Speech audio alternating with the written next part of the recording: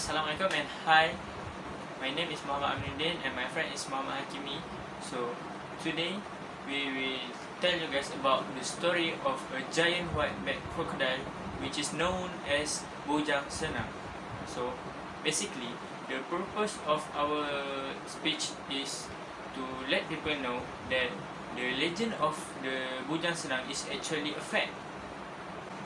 Did you know about the story of the legend Bujang Senang? So, basically, Bujang Senang is a very giant crocodile that has been caught in 1992 by the people and the police. So, for the people in Sarawak, can't you imagine that the log that you see in a river is actually a crocodile? For people in Semenanjung, you maybe don't know about this story, or maybe you have known by watching the story that have been told by the YouTubers at the YouTube.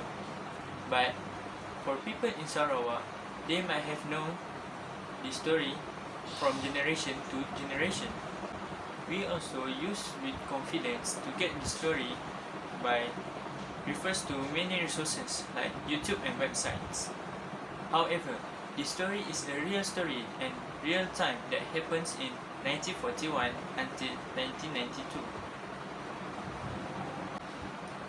To begin with, the legend of Bujang Senang is actually a fact because there is data that has been collected by people, and it begins with the emergence of the white-backed crocodile which is known as Bujang Senang, the great warrior of white-backed crocodile at Batang Lupa River, and last one is the ending history of the emperor of the crocodile. Now you know a little bit about the background of Bujang Senang. Let us take a look at how Bujang Senang could exist in the past few years. That is how the beginning of the emergence of the white-backed crocodile Bujang Senang at Batang Lupa River, where some Iban people believe that the existence of the giant crocodile was reliable from an Iban warrior. After the big fight happened between Simalungun and the enemy, Simalungun finally died in the battle because of his weakness toward the river. Then, his dead body was submerged in the Batang Lupang River. After the death of Simalungun, a handful of Iban people believed that the giant crocodile was an incarnation of Simalungun. They trust that Simalungun has been sworn by the god, and the animal incarnation started terrorizing the Batang Lupa River. That's how Bujang Senang could exist for the past few years ago.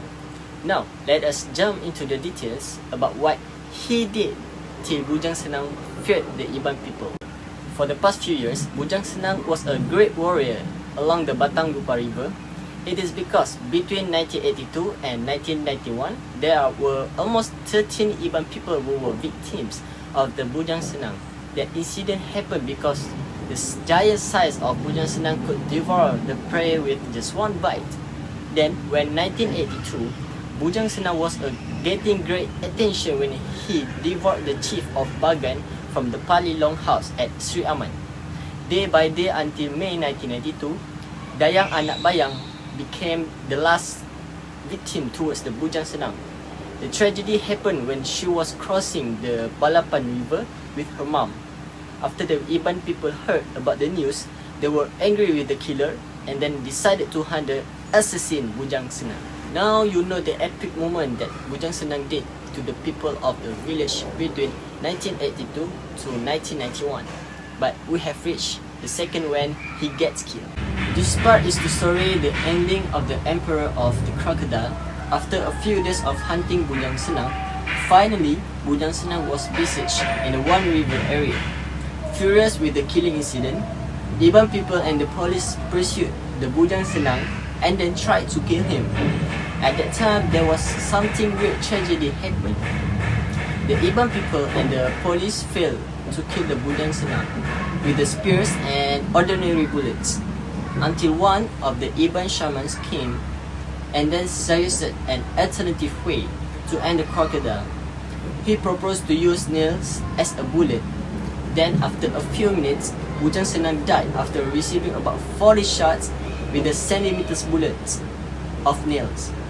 One of the journalists, who is Fanny, stated in his journal that the killing incident of Bujang Senang happened on 20th May 1992.